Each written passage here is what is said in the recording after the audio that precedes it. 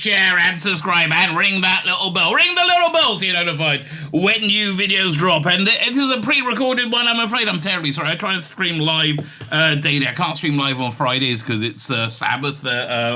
Sabbath comes in around 7 o'clock for me, which is like 5 in the UK. So it's a bit early to stream. So it's better to do pre-recorded. And today, you might notice it's not Friday. It's Wednesday, right? No, it's Tuesday. It's Tuesday. Well, it depends when you're watching it. If you're watching it the day it came out, it's No, it's still not Wednesday. It's Tuesday. It's Tuesday, which means it's another Jewish holiday. This Jewish holiday commemorates the splitting of the Red Sea. So I'm offline, but I'll be online tomorrow at I think 7 o'clock UK time. Yeah, that's probably the plan. Yeah, 7 o'clock UK time on live on Rumble. Go over to Rumble, subscribe there. If you're not on Rumble, get over to Rumble. Freaking awesome. I'm able to talk on Rumble openly, right? Yeah, not hatefully, because I don't think I'm a hateful person. Although, really, does anybody? I don't know, right? But wherever you are, I'm on Twitter, on YouTube, on Rumble. But Rumble is the place where I get the best views, right? And also the best growth. My channel's really growing nicely there now. So if you haven't subscribed there, if you can hit the subscribe button, that insanely is very helpful. That is insanely helpful, right? That is, very insanely helpful. Thank you very much. Anybody subscribing at Rumble, thank you very much. Anybody subscribing at YouTube, for that matter, or follow me on Twitter. Look at the video notes, they're all there. Everything you need to know to find me is right there. Fine, so we've got this eclectic mass of how do we describe it? Complete bollocks, written by total hacks. I think the fair way to describe complete bollocks written by total hacks about Doctor Who. I haven't pre-read these because I never need to, right? I never need to pre-read these because they're always comedy bloody gold because they're always written by idiots. So we're going to plow through as many as we can, and we might take the piss, right? That might happen. Gird yourself, gird your loins, ladies and gentlemen. Do women have loins? Well, I guess they must do. I don't know. Gird your loins. I think that means put on your knickers, doesn't it? I don't know. Put your knickers on. It doesn't sound as good as girding one's loins, but listen. If your loins are out there, give them a good gird. I'm sure you'll find it, efficacious. Don't gird them too often, right? Too much, you'll go blind, mate. You'll go blind. Okay. Fine with that. Let's start off with CBR. Always a source of extreme hilarity. Doctor Who's unit spin-off is better than Torchwood Revival. Could it be better than Torchwood Revival because you decided to cancel John Barrowman? Could it be weirdly connected to that, do you think? I don't know. You tell me. Unit has been confirmed. Well, not really. No, it hasn't been. Hasn't been confirmed. That's a strong rumour. Hasn't been confirmed. As the first Doctor Who spin-off, Rusty Davis' second era, which has a strong potential.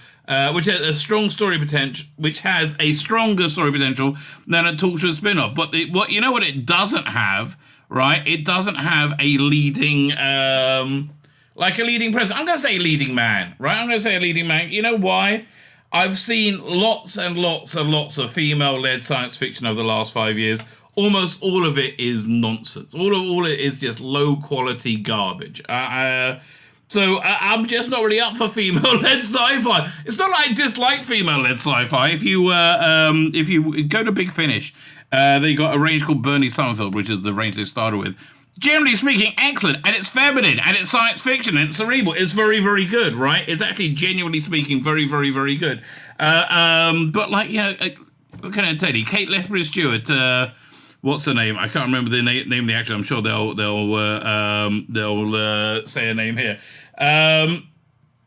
Just isn't very commanding. Doesn't get my attention. It just doesn't really work. I'm sorry. Look, here's the thing. They're desperately trying to convince you that men and women are interchangeable, and they're not. Men and women are unique, and that's basically what they are. They are just unique.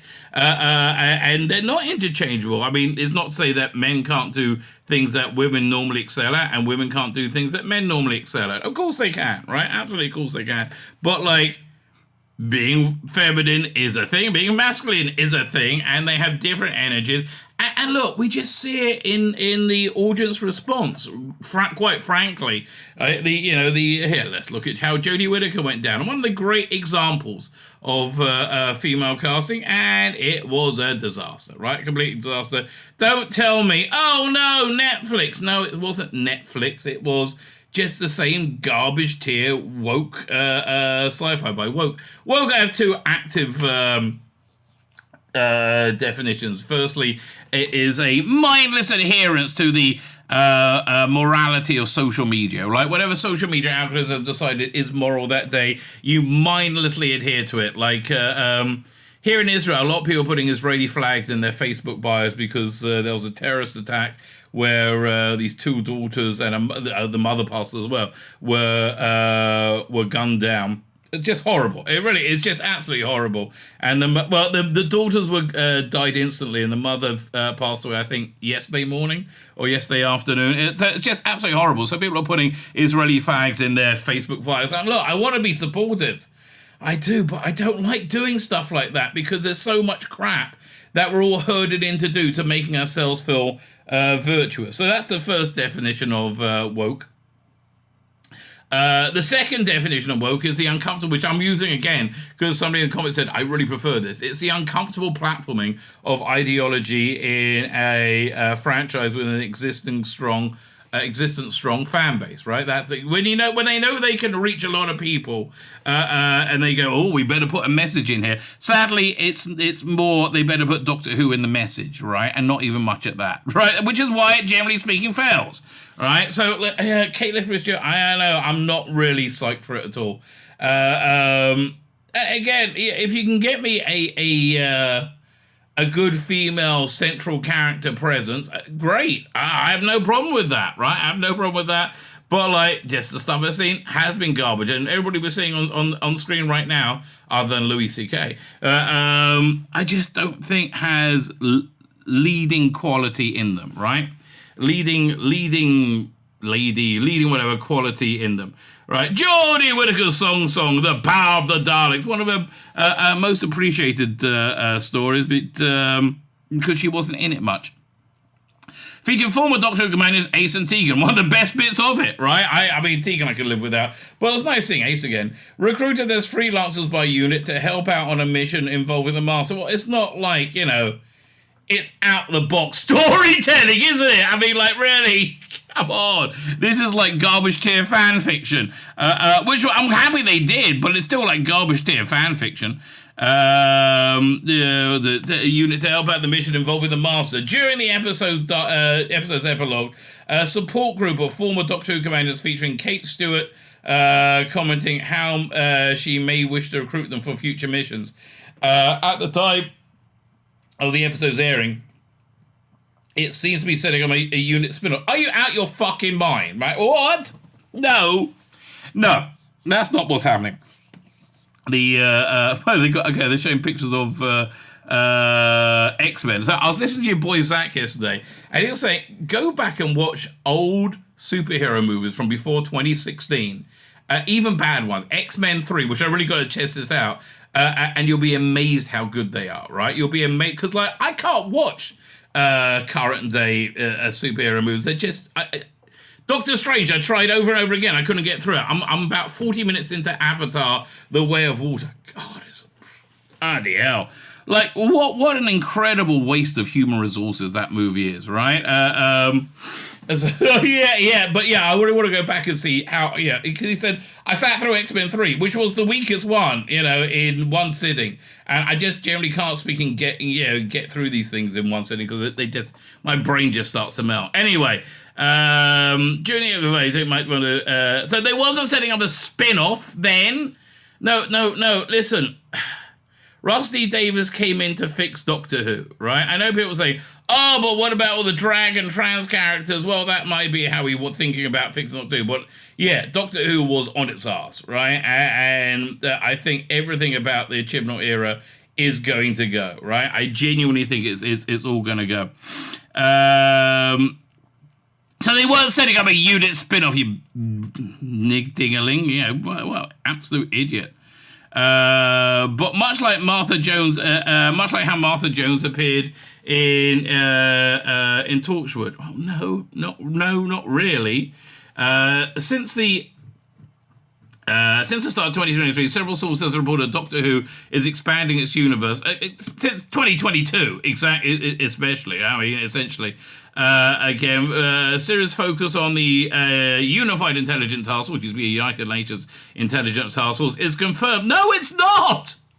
It is in no way or means confirmed. I'm sorry. With Gemma Redgrave's Kate Stewart in the lead role. Again, the series will be likely following a serial format to Torchwood. It says you, knowing nothing about it, including if it's been greenlit or not. Among all the speculation regarding the other potential spin-offs, a series centered around Unit may be the wisest option, as there's much more story potential. How the fuck do you know? What the hell? How do you know about what's that?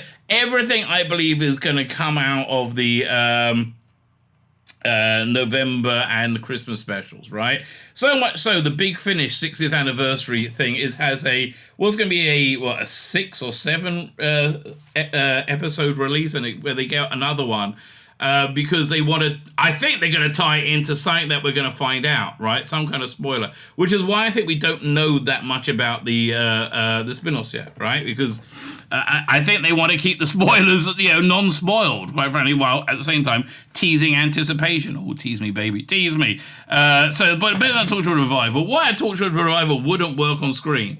It totally would work on screen. What are you talking about? Well, again, let's hear it. Torchwood last aired in 2011 when fans had begged for a series revival. The show's full series, Miracle Day, wasn't necessarily received well due to the series exchanging Cardiff for sunny California setting. And also too many episodes. It just didn't work. It was just dragged out. Nice seeing Nana Visitor in it though, right? Who is still hot with the grey hair. The story was also too dragged out. There we go. Among other things, despite that, fans still crave Torchwood, especially since Miracle Day climax is an open-ended collusion with Rex Matheson revealed to be an immortal like Jack Harkness. I don't remember who Rex Matheson is, and Gilly Kitzinger recruited by all this is forgotten. Forget it. It's all gone. It's all gone. Right? Do you remember any of this? I don't. Okay. There we go. Doink. However, since Miracle Day was a co-production with American network stars, BBC do not own the rights to Rex Matheson. Okay, who gives a shit? Right? They don't care. They'll just do different characters, right? It's not like you can't have Torchwood without Rex Matheson and Gilly Kitzinger. I don't even know who they are, right? Basically, Torchwood, you need Captain Jack, essentially. I don't think Big Finish has already explored Torchwood post-Miracle Day years in abundance. Overall, Torchwood's revival picked up from where the audio's left off. TV audience members would be confused. No, they wouldn't. It's been 12 years ago. But I don't think they're doing Torchwood, right? Again, because Captain Jack was John Barrymore was cancelled. I'd love to see him in the 60th though. That would be gorgeous. That would actually make a lot of things a lot better, I think. If Torchwood is to return to the television, it will be with a new cast of characters. Otherwise, many viewers without knowledge of audio dramas may be questioning why a certain character died in Doctor Who's season 2 finale is now back running Torchwood. Who died in the season 2 finale? Is Yvonne Hartman back running Torchwood?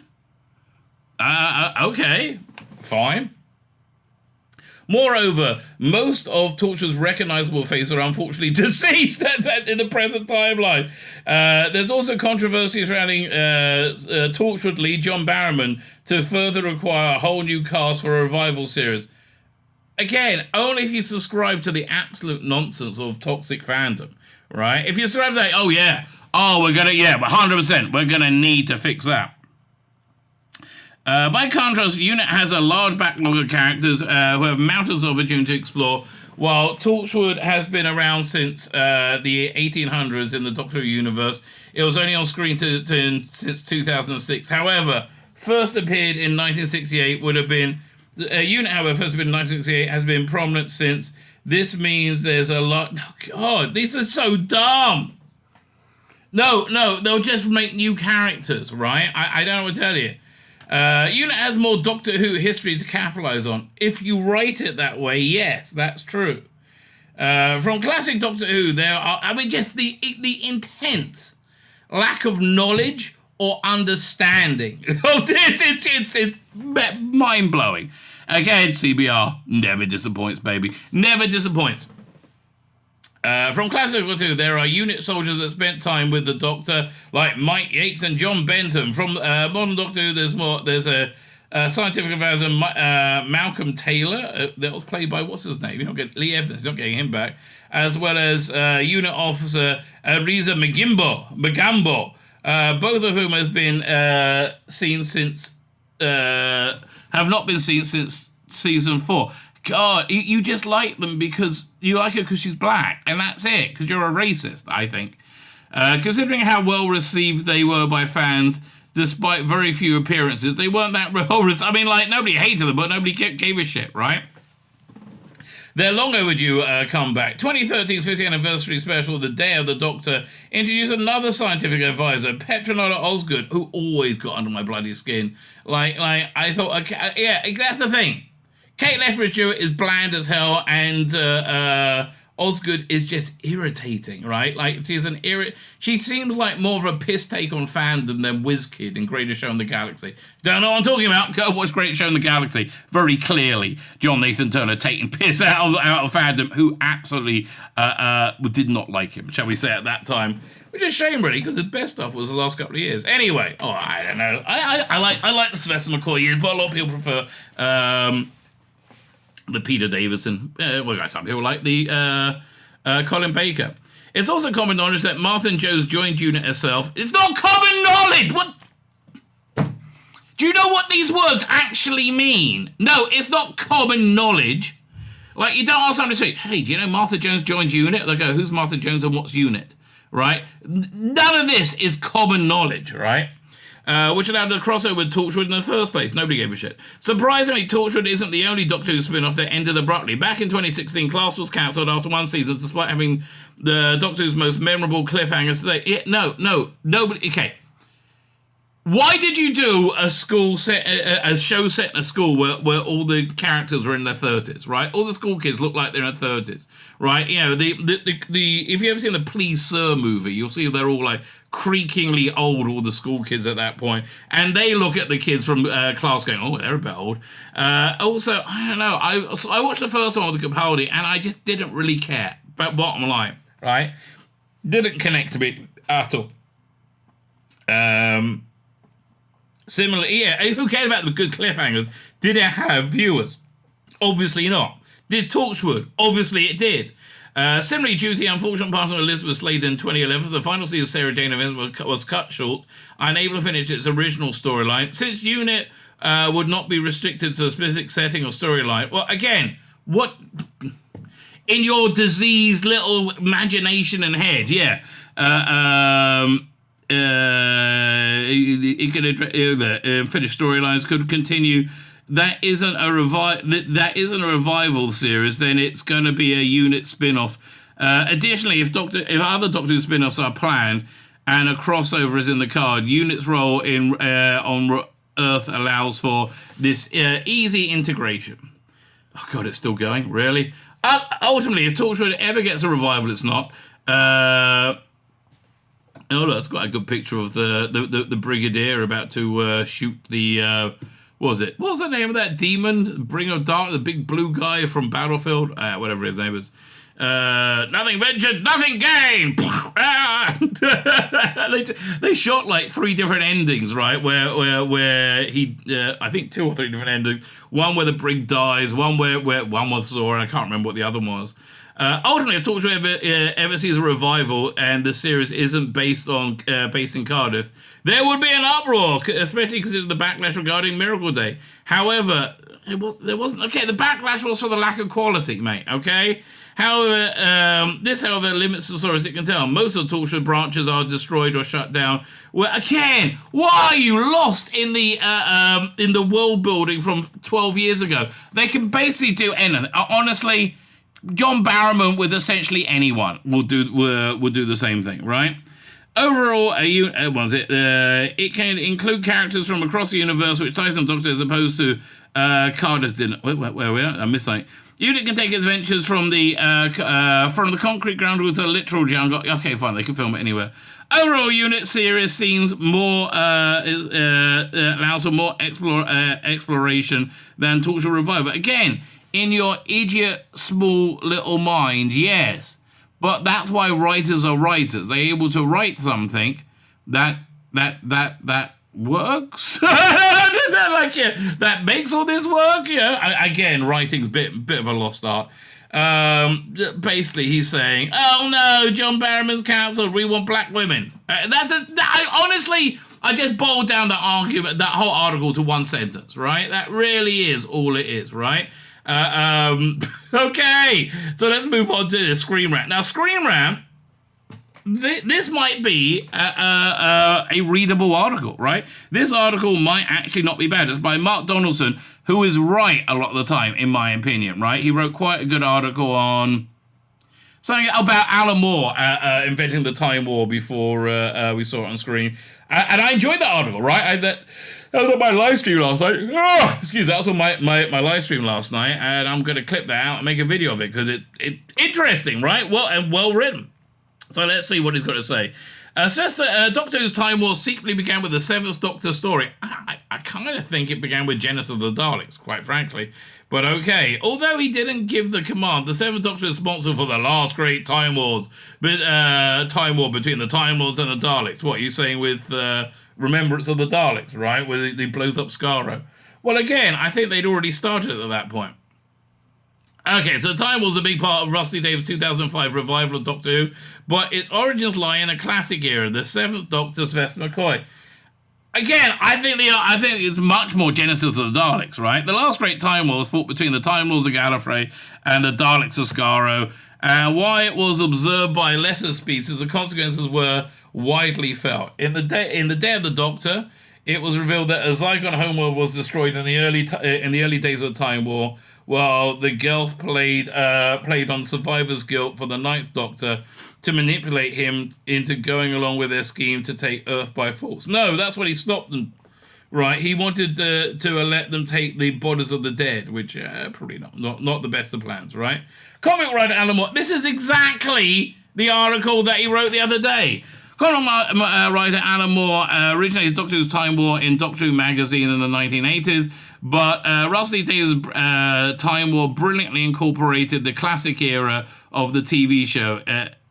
Okay, it was a smart way to give new viewers some fascinating mythology to latch onto, while enticing existing Doctor Who fans with hints of what had been happening on screen since McGann TV movie in '96. And the broadcast of Rose in 2005. However, despite Rusty Davies' name-checking on Genesis Daleks as the inciting incident for the Time War, a far bigger act was committed by the Seventh Doctor in 1988's Remembrance of the Daleks. Yeah, he does blow up Gallifrey and Skaro in that. I mean, but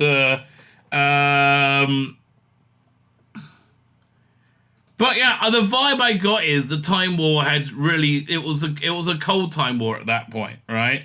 Did that escalate it into a hot Time War? But I mean, I don't know. Look, America blew up Russia's pipeline, Nord Stream 2, right?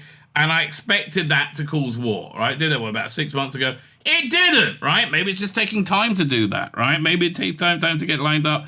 So it took like some time between Sylvester McCoy and the Time War starting in the late 8th Doctor era.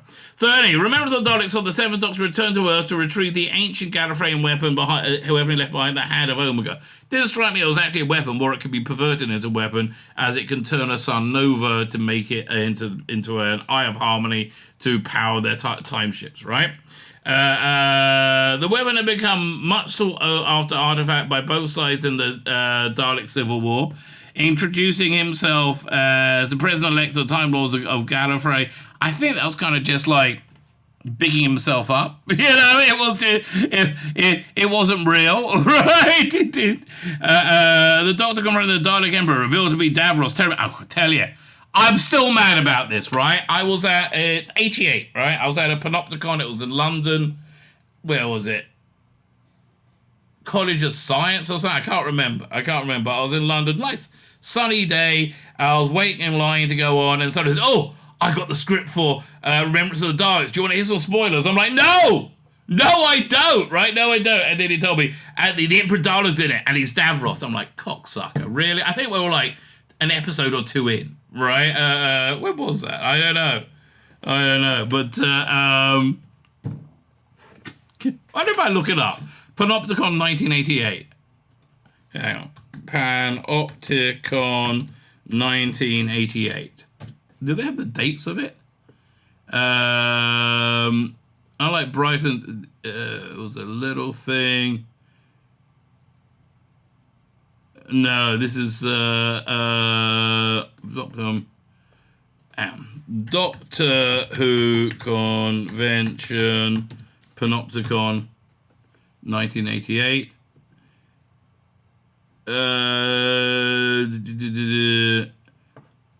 So it says in Doctor Who magazine 132. This was January. They don't mention it. But I wonder when Panopticon was. Anyway, I think it was like an episode or two in, right? I was like, why? Why did you do that, mate? And you know, again, you have to read the novelization. I think it was something about him stealing the TARDIS that had some psychic defenses which erased his knowledge of the Daleks.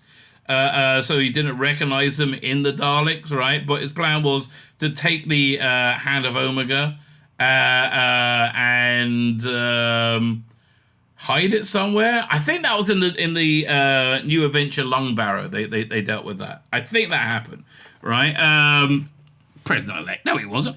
The Doctor confronted the Emperor Director Vilby Davros, Terry Loy, and practically goaded him into using the Hand of Omega. Well, this was really the invention of Sylvester McCoy's Doctor, right? It was the scene at the end where he talks a Black Dalek into self-destruction, which I really liked, right? Also, like Happiness Patrol, where there's also like an extra scene they put in to fill it out, where there was the snipers, right, on his gantry, right, and he challenged one to kill him, say, okay, just pull the trigger, end my life, right, and he can't do it, and he doesn't understand why. And some great scenes for Sylvester McCoy in that season, and I think this season afterwards. The Doctor had booby-trapped the Hand, so upon activation by Davros, it was destroyed his homeworld of Davros, Skaro, and Davros' ship before returning to Gallifrey, where the Fourth Doctor had refused to commit genocide against the Daleks. The Seventh Doctor manipulated the Daleks' creator into doing it himself. By identifying himself as the President-elect of the High Council, the Seventh Doctor effectively committed an act of war against... Well, again, was the war already happening at that time? Right, they were looking for the Hand of Omega, right? So it looks like the war was actually on. On behalf of Gallifrey, starting the centuries-long time war that broke the Doctor. What has the Doctor revealed about how the Time War started? On TV, Doctor has revealed a lot about the devastating end of the Time War and the effect it has on the Doctor. A rough timeline of the build-up of the war, sketching out Rusty Davies in Meet the Doctor, a short piece of writing included in the 2006 annual. Interestingly, Rusty Davies' timeline ignored the Seventh Doctor role in destroying Skaro, even though it's widely regarded as the main... No, it's not widely regarded! Mark Donaldson! No, you're being a naughty fanboy at this point. You're saying things that aren't true, sir. Fine, where are we up to? There we go, over here. Oh, it's that's widely regarded to be made. No, it's not. In expanded media, the first act of the Time War was a celestial intervention attempt to enlist the Fourth Doctor to prevent the Daleks from being created. So now you are saying genitor the Daleks, okay? Leaning into the Time War's earlier plans to erase their species from history, the Doctor plotted to send a replica of the Fifth Doctor. The Daleks probably to send a replica of the Fifth Doctor to the High Council of Gallifrey to assassinate them. This plot was foiled at the start of the Dalek Civil War, by the destruction of Skaro. Well, maybe that was like First Blood. I know. Rusty Davis threading together a classic Doctor Who with his new Time War mythology, reinvigorated the show for the 21st century. It'll be interesting to see how he refreshes it for his new era. That much I agree with. It will be interesting if he refreshes it for the new era. So something we're talking about in the new era that Bear's talking about is Matt Smith coming back, right? It's Matt Smith. Still no announcement. And boy, we could use some good news, right? We could use some damage control over from Disney. That would be fan-frickin-tastic. Matt Smith's Doctor Who wish could be the Doctor's biggest challenge yet. I wonder what his wish is. Matt Smith has shown interest in returning to the show, but, I mean, like, he was at a convention saying, no one's asked me to return. Really? I don't believe you, Matt, mate. I don't believe you. Returning Doctor Who, but not as a Doctor, and his return could be the biggest, Doctor's biggest challenge. Let's have a look. Matt Smith has shown interest in returning Doctor Who, but who wrote this? Jessica Smith. Normally wrong about everything. If I'm remembering her correctly. Let's have a look. Yes, she is a track record of being awfully wrong about a lot of things. Yeah. Fine. Let's go back over here. So Matt Smith shown interest in returning Doctor Who, but not as the character he has chosen to be the Doctor's biggest challenge yet. Doctor Who is not shy about bringing back familiar faces. Peter Capaldi appeared multiple times before becoming the 12th Doctor, and David Tennant and Catherine Tate returning as the Doctor and Donna for 6th anniversary. Matt Smith, however, has not reappeared in Doctor Who, but recently in recent interviews, there could be interest in him coming back. Well, yeah, we all want him to come back, right? I mean, he was awesome. Matt Smith's era in Doctor Who was filled with many big moments, including the explaining Riversong storyline, well, they kind of set it all up for that, their wedding, the Doctor having to age naturally and the 50th. I mean, I did like that's the way he died. He just grew old, defending this planet for thousands of years. That worked for me. And actually the 50th anniversary, which David Tennant returned from. Despite Matt Smith's time as Doctor, including huge aspects of the Doctor's past, such as the Time War, the War Doctor, and the Time... Oh, yeah, we were introduced to the War Doctor. Why we introduced the War Doctor? Because Stephen Moffat went out to lunch with Christopher Eccleston, and he felt like he could have talked him round to come in, but he just felt that was not really the way to go, right? You know, and basically, and that's how he came up with the idea of the War Doctor, which was absolutely brilliant, right? I mean, that's what a great writer does, right? It really was a good original idea. But OK James, Matt Smith got... So what's his wish? Matt Smith returning as a Master would be the Doctor's hardest battle. I think the Valiant, frankly, more than the Master, don't you? I think Matt Smith as the Valiant could be really interesting. I mean, he is good at playing the villain. You saw him. I like the ambiguous villain. I liked him in the Game of Thrones show, right? I thought he was very good in that. Matt Smith released a statement if he returned to Doctor, he would like to return as a Master to the Doctor's old friend but greatest enemy via YouTube. Smith claims that it could never work. To return as the Master, but it will be an insane trick from the Master and the Doctor's hardest battle. Yeah, I think it's not a bad idea, frankly. The Doctor and Master have the most intense fights because of their history, and they are part of... and they are in part very alike, which causes a lot of torment for the Doctor. I guess so. I mean, the bit where Missy, I was looking at the Witch's Apprentice or the Wizard, whatever, the Wizard's Apprentice, whatever, the Witch's Familiar, the Wizard's Apprentice. And there's a bit where Missy, who I thought worked very well as a Master, showed a couple walking with their dog and said, let me explain to you the relationship you have with the Doctor. You're the dog. I'm the friend, right? I kind of hear that. Having the Master return as one of the Doctor's old faces would amplify the torment to a whole new level. I mean, there's a lot of good writing possibilities in that, right? Look at that. She's written a good article. Amazing. I feel the fabric of reality tearing itself apart. The Doctor has always struggled not to be able to reform the Master, but always felt some of the blame in the Master's decisions. The Master represents what the Doctor would have been if not making the conscious decision. If not making the conscious choice to be good. I guess so. Yeah, I mean, I guess so. Okay. But does that Doctor make the... Is the Doctor by the 11th incarnation making the conscious decision to be good? I think that's more of a decision of the...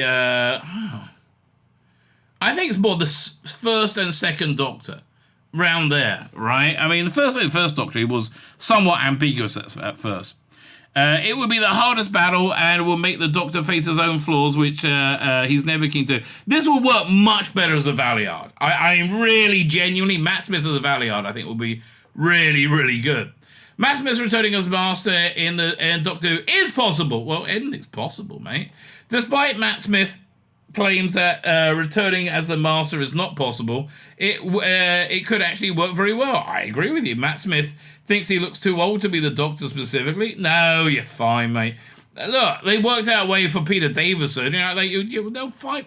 It's called writing, right? You write round a problem. It's just writing. It's not hard. I mean, it is hard, I guess. Smith evidently still cares about Doctor and praised Rusty Davies and the new Doctor Shooty Gatwa, which emphasises the chances of him returning. Rusty Davies is already including many old faces of the sixth and I mean, there's going to be a lot, right? 5 Doctors time, mate. But it's going to be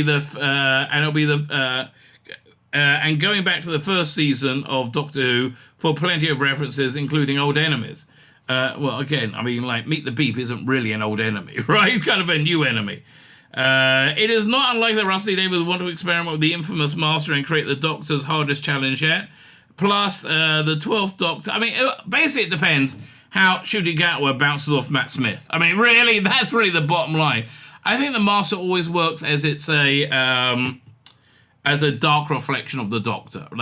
So I think Delgado's Master was like a James Bond villain to John Pertwee's James Bondish Doctor, right? I think the macabre Master of Deadly Assassin very much, was a dark reflection of the Gothic horror of the first half of the Tom Baker years. Anthony Ainley, again, I think is a 1980s dark reflection of the Master, and then they kind of mutated him when he appeared in Survival into be he had that new outfit, and it was like a dark reflection of the Seventh Doctor. I think John Sim kind of worked in the same way. Equally, Missy was an amalgam of all Masters in the same way that the Capaldi's Doctor was an amalgam of all Masters. And then Sashta One just kind of jumped around laughing a lot. I don't think that was Doctor Who. Quite frankly, I don't think that was Doctor Who. Will the new Doctor Who be Doctor Who? Well, that's it. I always assumed it would be, right? I also pretty sure that it's going to be absolutely the core of Doctor Who. And then this casting happened, right? Encouraging the absolute worst people in reality. So I want to be clear. The problem, the casting is Jinks Monsoon, RuPaul's Drag Race winner. Here's a problem I have with drag in 2023. Firstly, it's being used to, I'm not saying universally, but it is being used to customize children to hypersexuality of an adult nature, right? That is like actually going on, actually happening. When you have a minor wearing slutty makeup and heels, right? A minor boy... That's sexual exploitation of a minor. That's not kindness. That's not freedom, right? Equally, I think transgendered surgery for minors is horrific, right? I'll explain. For minor boys is horrific. I think for girls as well is horrific. But for minor boys is because, as I understand, if I'm wrong, let me know why I'm wrong, right? That somebody who's never had sex, right? Somebody who is a virgin, because they're not of the age to have sex, right? To consent to sex. If you do surgery on them that removes their penis, particularly the head of the penis, it means they're never going to reach sexual climax satisfaction, right? You're taking that organ away from you, and you're making essentially a pouch that a man can then have sex with, and you simulate it as you're taking away sexual gratification from a human being for their entire life, and that's one of the most. Look, speaking of somebody who very, very, very much likes sexual gratification, like very, very, it's one of my favorite things ever, right? If I had a choice of, evil wizard came along and said, I'm going to erase Doctor Who from reality, or I'm going to erase you having sexual gratification, Doctor Who's going, baby. And I like Doctor Who, right? I like Doctor Who. So this is, those two factors together make me very, very uncomfortable, right? About having a drag performer in a family show, right?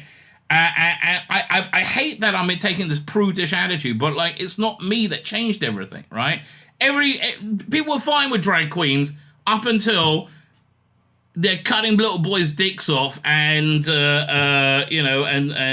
grooming children, hypersexualizing children via drag, right? Everyone was fine with it until that point, right? What consenting adults do in private is what they do in private, and I don't think anybody should be, judging each other for that, right? But like when it's involving, when you bring it into a public forum which does involve children, it's a problem, right? And I don't sure Rusty Davis understands that, even though I think he's got a very strong understanding of humanity. This casting worries me a lot. I'm waiting to see what it's going to be, because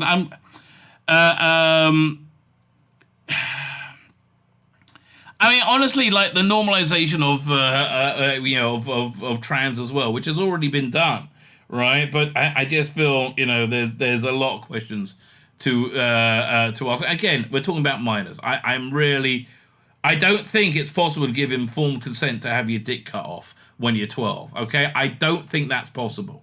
Right, and I think it's evil to do so. Right, okay, no matter how surgically it's done. Right, how surgically safely it's done. But anyway, but Mark Donaldson here. He's on he's on the naughty step now. He loves this. Doctor Who Season 14 casting brilliantly continues with new Rusty Davis trend again. This is the point where society bifurcates, right? This is the point where we split into two groups, where it's either stunning and brave or it's cruel and evil, right? And I think parents want to protect their children more than not. I think this is a thing that could really hand Rusty Davis' ass to him, right? I think having Yasmin Finney and the other trans actors in it, I think probably was fine. This is the point where, I think it's problematic, to use a toxic word. Doctor's casting a 2-time Drag Race winner. Jinks Monsoon continued to play, so it's big name casting. And again, all depends on the character, right? All depends on the character. But if they're playing like a drag character, even if it's an alien that's clearly a drag character, I've got a problem with it, right? So fine. So Jinks Monsoon, after his second era showrunner, like Neil Patrick Harris, Jinks Monsoon is also a Broadway star, having recently starred in Chicago. Their casting of first Doctor Who New Era aims big in terms of guest casting. No, it indicates that that Rusty Davis is very concerned about normalizing fringe sexualities. When I say fringe sexualities, a recent census came out, and apparently 97% of people are straight, straight heterosexual. 1.5% of people are gay, bi or gay, and like 0.5% identify as trans. Right? This is a teeny tiny demographic, and they may be ecstatic with you, Russell. Right? I think the 97, 98% people not of this worldview may not be, right? So again, RuPaul's Drag Race is a huge franchise. It's spawning 15 seasons, spin-off shows, and multiple international adaptations. I have to tell you, when I first saw RuPaul's Drag Race, I'd never seen it. When I first saw it on the schedules, I was like, this is something that's... this is like that I feel should be after a watershed, right? It should be this shouldn't be on, open television, in before 9 p.m. right? Because it's of an adult nature. Drag is of an adult nature, which has seen several Doctor Who fans compete, such as the winner of season 2, Lawrence Chaney. Okay. It's been announced that Jinks Monsoon will play a major role, no doubt leading to the inevitable speculation of which legacy character Jinx will be reviving. However, the casting announcement is so much bigger whether Jinx Monsoon will be playing a regenerated Missy or a new incarnation of the Rani. How about a male character? Again, if sex is fluid, why not a male character? It represents another hugely positive step in increasing diversity in Doctor Who. Again, this is the point, right? But this is the point where society bifurcates, right? Is transgendered surgery for children kind, right? Is customizing children to adult sexuality kind? Or is it sexual exploitation, right? You tell me. Seems to me is child sexual exploitation. So I don't see it being a good thing. While also being a huge global casting coup, it will guarantee the show's brand new a brand new audience. Yes, the audience of RuPaul's Drag Race. Yeah, you don't want that tiny audience, mate. You want a bigger audience. Why Jinx Doctor Who casting is so huge? RuPaul's Drag Race is a huge global hit. Jinx Monsoon is perfectly cut. I mean, everybody says she's very talented, or he's very talented. Here's the thing: Jinx identifies as a bloke who's gay, who's married to a bloke. I think, but I think they identify as being female because it's efficacious. Do you think Dylan Mulvaney is is doing an Andy Kaufman type thing, and is gonna come out at some point and say, dude, I'm not a little girl. I'm not a little girl. I was trolling you. Do you think he's going to do that? Because he really wants to be famous, right? And he is famous. I don't know. I think he likes being famous. Drag Race fans are just as passionate about the show as Doctor Who, attending annual conventions. Okay, fine. Again. One sec. Let's have a look. RuPaul the Drag Race audience viewership. Let's see, Statistica. Let's see how it got, right?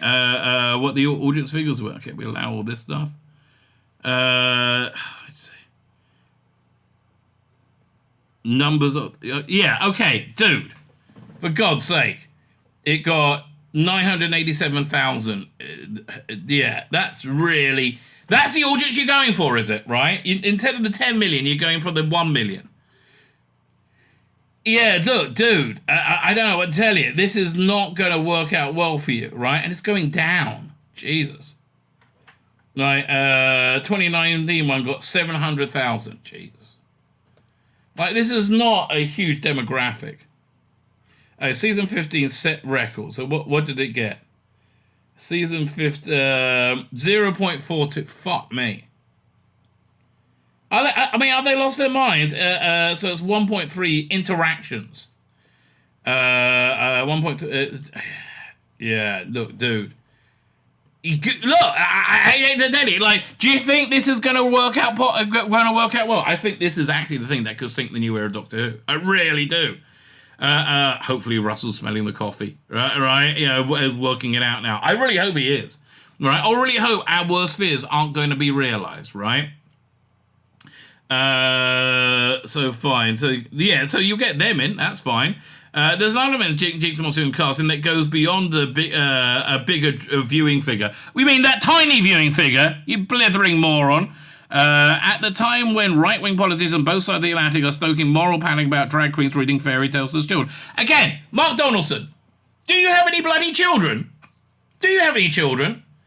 Because I don't know what to tell you, mate. Yeah, I am in a moral fucking panic about drag queens reading fairy tales to children. Why? Because they're telling children that this woman face you can put on slutty makeup and look like a complete total whore, and that's a good thing. That's going to lead to a good fulfilled life. I don't think it's going to lead to a good fulfilled life if you're a girl. I don't think it's going to lead to a good fulfilled life if you're a boy. Right? This is all about narcissism and using children to make yourself feel like you're a more normative person when yeah, just not.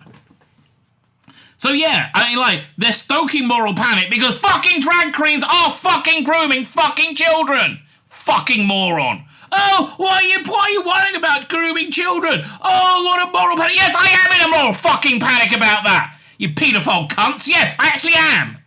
Oh, it's only fucking a kid. What's the big deal? Hey, look, to you it might not be. To me it actually is. I'm going to make a guess that I think probably I am in the vast majority, right? Let's have a look at Mark Donaldson. Let's see how old he is, all right? Because they normally have the picture by the bio.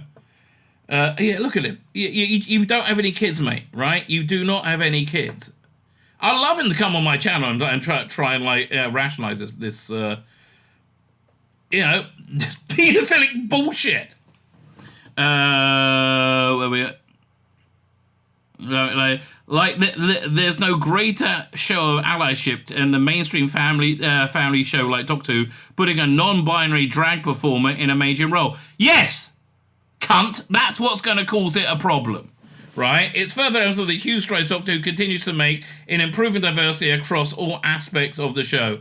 Yeah, look at all the improvement of diversity. Oh, it improves so much. Wait a minute, is that chart upside down? No.